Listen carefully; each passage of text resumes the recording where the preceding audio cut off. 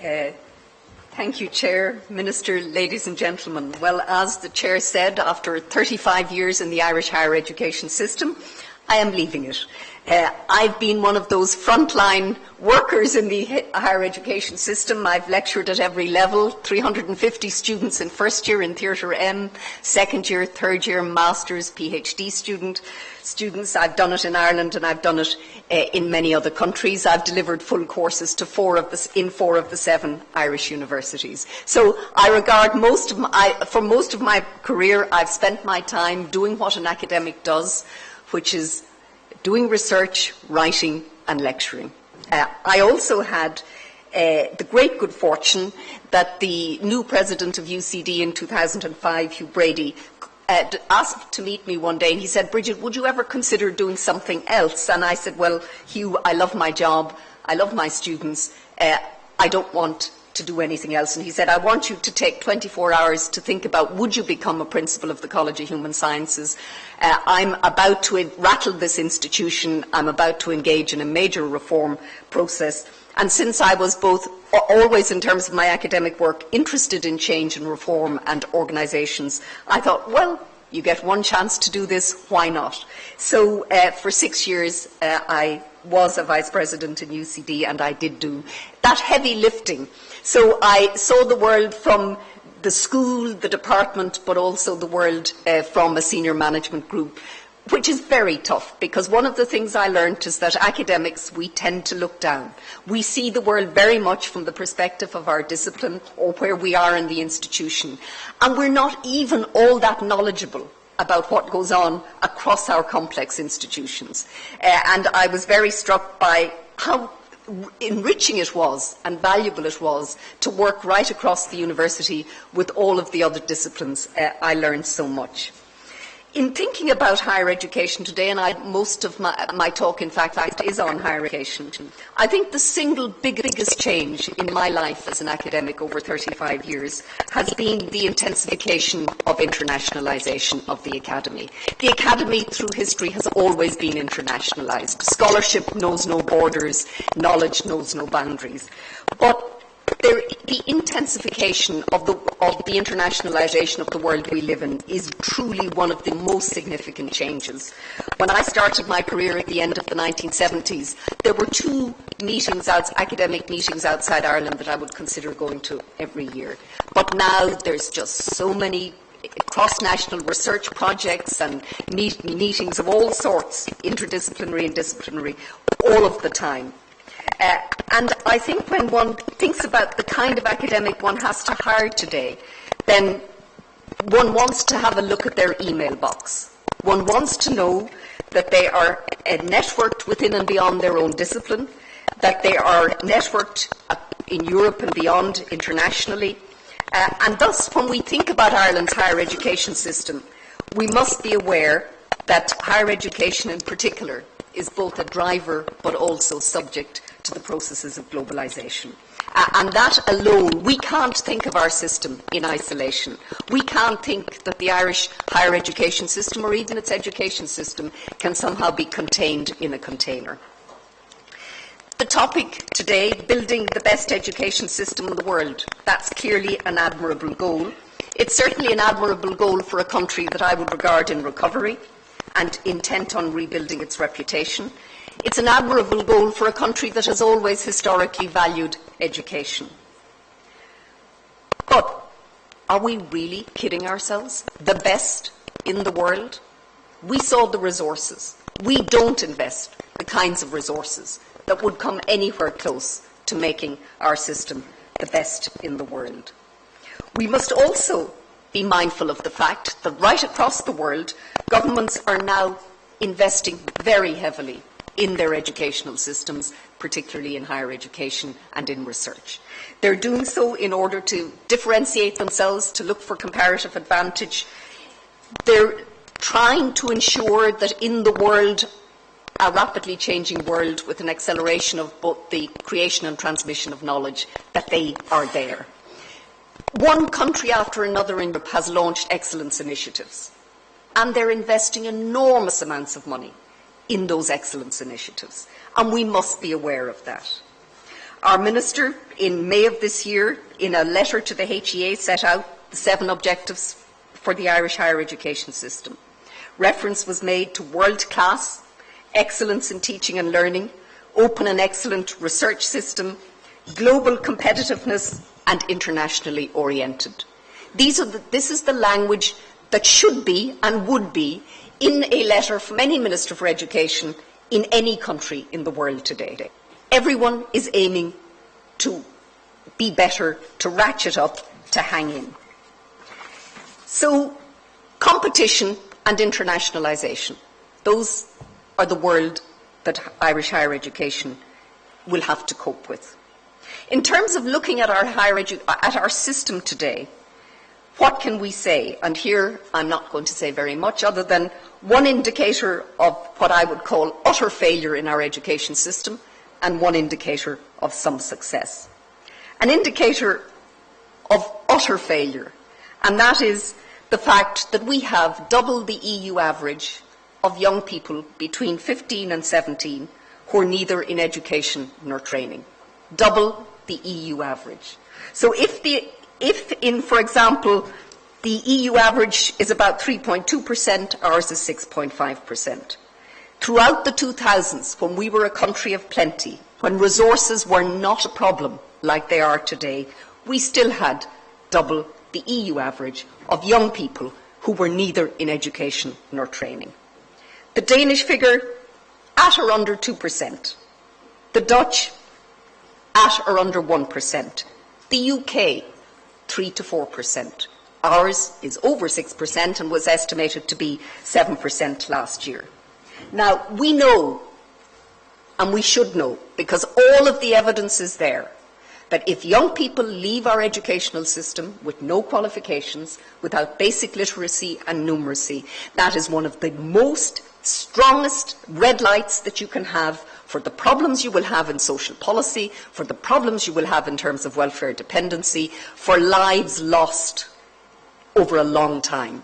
And yet we accepted to have double the EU average, just like we accepted to have double the EU average of jobless households in this country, even in times of plenty. We're not very good in this society at tackling tough problems. We just don't like to confront them. We don't like to disturb and rattle the system and say, we need to do something, and not just strategy and plans, but actually get down, get dirty, and start to solve them. So that's one evidence of what I would call abject failure. Success. This country has managed an extraordinary expansion of its participation rates in higher education.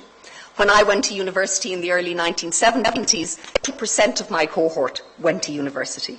Right through the decades, increased to 25% in the 80s, 44% by the 1990s, 50% in the early 2000s, and now it's well over 60%. And we know that the proportion of young people, 25 to 34, with a third level degree in 2010, Ireland was at the top of the EU rankings. So how is it that as a society we can be at the top of one important indicator in terms of participation rates, and yet at the bottom in terms of others?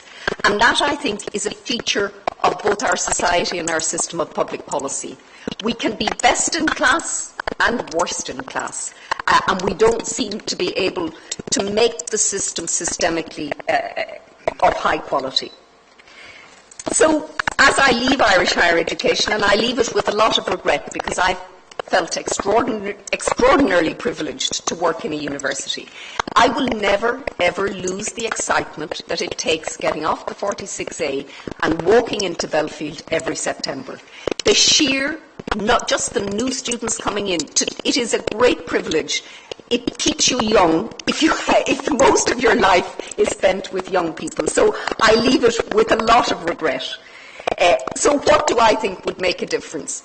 And I'm not going to talk about rankings, and I'm not going to talk about resources, and I'm not, in fact, even going to talk about the digital education, and this is really important. I'm going to talk about three things. One, a focus on excellence and quality. 2, differentiation, and 3, strip back all the jargon and concentrate on the essentials. So firstly, the focus on excellence and quality.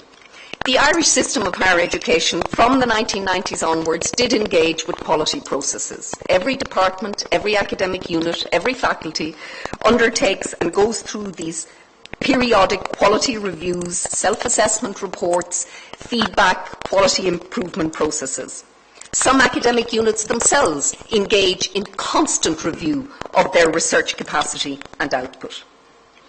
But our higher education institutes, including our universities, are patchy. We have some in all of our universities, outstanding departments and schools. We have some and many outstanding scholars, but again, the quality is not uniform. So aspiring to be the best in the 21st century requires a focus and a relentless focus on quality and excellence, not just on islands of excellence. And it requires, again, in my view, a change in how the life of the individual academic progresses. There is no serious assessment of the performance of individual academics other than through our promotions processes. And our promotions processes right across our universities are now much more rigorous and much tougher and much better than they were 10 years ago. But an early career scholar achieves permanency and tenure relatively easily, and their subsequent performance owes almost everything to self-motivation, ambition, the passion for their subject, and the academic culture that surrounds them. If a scholar, for whatever reason, is not research active or barely active, there's very little that can be done in the Irish system. We were given something called PMDS, an offshoot of benchmarking. It's entirely unsuited to academic life and to academic staff. Every time a university hires an early career scholar or a professor, but particularly an early career scholar, they're making an investment of probably around €1 million. It is that serious an investment. And so one of the key roles of any academic leader is to hire quality scholars. And if none are available, don't hire at all. Never satisfies. And there is awful pressure to satisfy. People around the table think, oh God, we've this course to do in September, who's going to take it? Let's hire. You can't. If you hire the wrong person in the Irish system, you most likely have them for life. So I think we need to expect an awful lot of the senior people in our universities and the professoriate, that they are ruthless about the quality of their hires. Satisfying, as I said, is not good enough. Without quality academics throughout our system, and every system needs some stars. We need people that we can look up to who are not just good academics and very good academics, but are of a different quality. And we need some of those. But the difficulty in Ireland is that we don't have the rigour, or some would say the brutality of the US tenure system, or the periodic reviews, the research assessment exercise, or the RIF that they have in the United Kingdom. Good academics and outstanding academics have options. They can move, and they do move. They're mobile. But a poor hire is with you for life. So if we're serious about the quality of our higher education system, in my view, we need a far more robust tenure system, and we need the opportunity to transfer research inactive staff to teaching-only contracts. And that's tough, and it's not easy, and I imagine that all of the unions in the Irish higher education system would scream, but academics make judgments all of the time. We get an article to review for a journal, we make a judgment. We get an essay from a student, we make a judgment. We must be willing to accept to be judged ourselves, because we're in the judgment game. We're hardwired to do it. It's what we do all of the time. I also think that academic leadership makes a big difference within individual departments and individual units. A good academic unit shines. You know it's good. Even if it's not your discipline, even if it's far distant from your discipline, you know it's good. You know that the academics know what they're good at. You know that they can communicate this to the academy and to their own students, and that they are committed to high standards. And again, probably one of the best tests of frontier research in Europe at the moment are the ERC grants, the European Research Council grants. The UK is beating every country in Europe blind on ERC grants in every category. And it's not for no reason, because the British did engage with a process, and a tough process, of assessing quality in research in their universities for a very long time.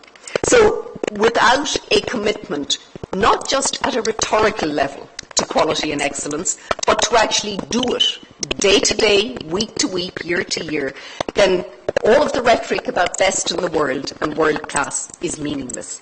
It won't happen. The second issue I'd like to address is differentiation. We now have 7 universities, 14 institutions of technology, and we're about to have some IoTs over whatever time period transformed into technological universities. So, and there's a lot of talk about clustering. Now, I just want to show you some indicators of research intensity. I think we need to stand back, and I'm not into the bashing of the IoTs. They were created for a purpose. They do a very good job at level 6, 7 and 8. But look at those figures. 93% of all doctoral students in the country are in the 7 universities. 98% of research expenditure in 10-11 was in the universities. 84% of all contract research staff in the universities. And in terms of signed research contracts and grants, 99%. Now, we need to take those stats really seriously.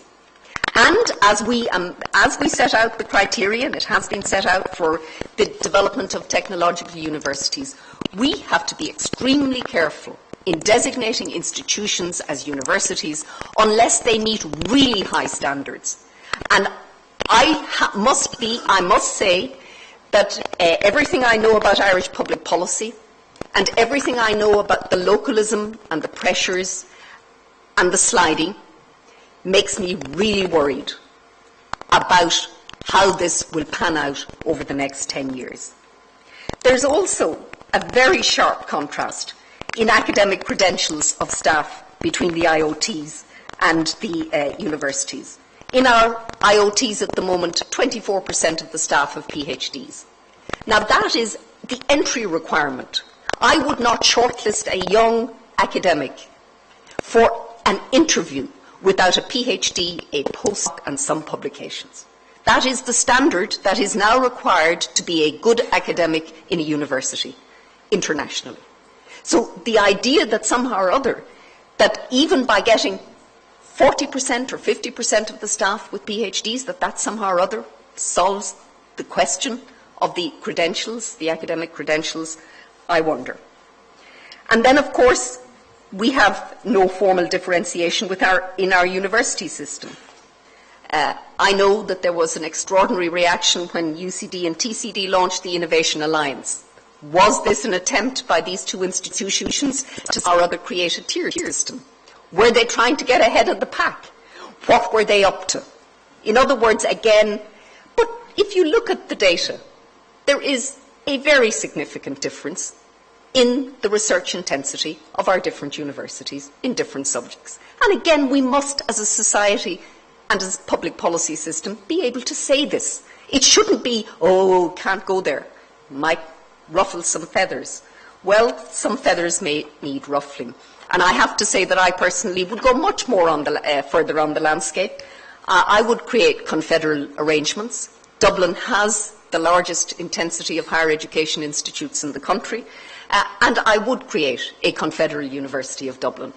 And I would make Dublin a global leader in education. But that, again, requires ruffling. It requires ruffling feathers, and we're not good at that. And finally, strip back and focus on the essentials. Education, like most aspects of life, is subject to fad and to fashion. And I have to say that I despair sometimes at the jargon and the language that surrounds what we do. We're now asked to identify learning outcomes, our student experience. Something called teaching and learning has taken over our universities. I really resist the use of the word teaching in a university. Our job is not to teach. Our job is to ensure that our students become self-motivated learners rather than that I teach them what they should know. The ambition must be that our graduates leave our universities and higher education institutes with deep substantive knowledge, a strong analytical capacity, an ability and a willingness to challenge received truths. And we must ask ourselves, have we done enough to embed critical thinking in our programme design, in our assessment and in our delivery? Our education system has many strengths, but training for critical thinking is not one of them. And we need to allow for discordant voices. We need to allow for new and different kinds of knowledge. And what we must do as a lecturer is to get our students hooked, to awaken in them the interest and the passion for a subject, to stretch them, to get them intellectually engaged. That's our role. Forget the jargon. That's what we should do. So, just to finish very briefly, I would strip it all back to three things. Hire the very best scholars, bite the bullet on tenure and periodic review. In the transition to technological universities, make sure those key metrics are tough and that we're prepared to say no. And finally, watch the jargon and never forget what Brian McMahon, my fellow Kerryman, said of educators. He said, above all, an educator needs an infectious enthusiasm allied to knowledge in the widest sense. No jargon on pedagogy. Nothing will ever replace someone who really is committed to educate. That infectious enthusiasm that Brian McMahon left on generations in Listowel can't be substituted for. So again, I think as educators, we need to retain the excitement, we need to retain the sense of wonder, and we need to retain our commitment to, and be humble about how much we can do. In a sense, our students should also learn as much from each other as they ever do from the formal part of their educational system. Thank you.